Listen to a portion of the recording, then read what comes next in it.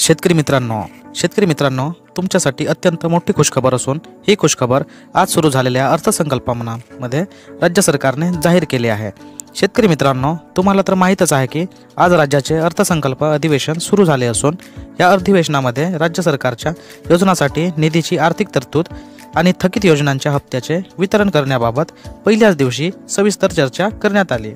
आणि या चर्चेमध्ये राज्यातील नमो शेतकरी योजनेअंतर्गतचा पात्र लाभार्थ्यांना नमोचा येणारा 6वा हप्ता वितरित करण्याबाबत, वाढीव हप्त्याची रक्कम देण्याबाबत राज्य सरकारची देणगी भूमिका काय आहे व येणारा हप्ता नेमका कधी मिळणार आहे याबद्दल अर्थमंत्री आणि उपमुख्यमंत्री अजितदादा पवार यांनी सविस्तर माहिती जाहीर केली आहे। तर मग ते नेमके काय म्हणाले व काय आहे याबाबतची सविस्तर अपडेट जाणून घ्यासाठी आजचा हा छोटासा व्हिडिओ आहे।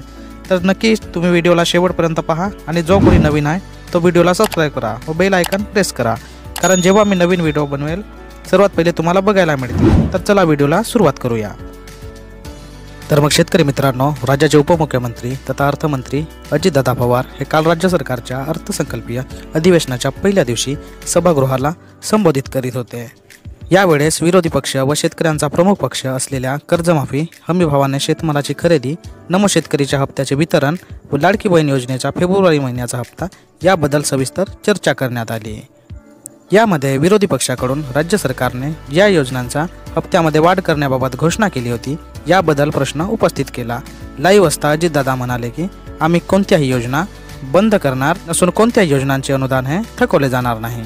त्यामुळे लाडक्या बहिणींना फेब्रुवारी महिन्याचा व मार्च महिन्याचा हप्ता येणाऱ्या 10 तारखेपर्यंत एकत्र 3000 रुपयांचा आम्ही वितरित करणार आहोत। परंतु सध्या या योजनेच्या हप्त्याच्या रकमेमध्ये वाढ करण्याची कोणतीच घोषणाही आम्ही करत नाही आहोत। तसेच नमो शेतकरी योजनेच्या 6व्या हप्त्याबद्दल बोलताना उपमुख्यमंत्री म्हणाले की या योजनेचा येणारा 6वा हप्ता देखील 10 मार्चपर्यंत तुमच्या खात्यात राज्य सरकार जमा करणार आहे व या दोन योजनांसोबत राज्य सरकारच्या इतर देखील योजनांचे थकीत हप्ते व सरकारी कर्मचाऱ्यांच्या थकीत पगारी 10 मार्च रोजी सादर करण्यात येणाऱ्या अर्थसंकल्पानंतर वितरित केल्या जाणार असून कोणत्याही लाभार्थ्यांना किंवा कोणत्याही कर्मचाऱ्यांना राज्य सरकार वाऱ्यावर सोडणार नाही, अशा प्रकारची ठोस भूमिका उपमुख्यमंत्री अजित पवार यांनी काल त्यांच्या भाषणादरम्यान स्पष्ट केली आहे।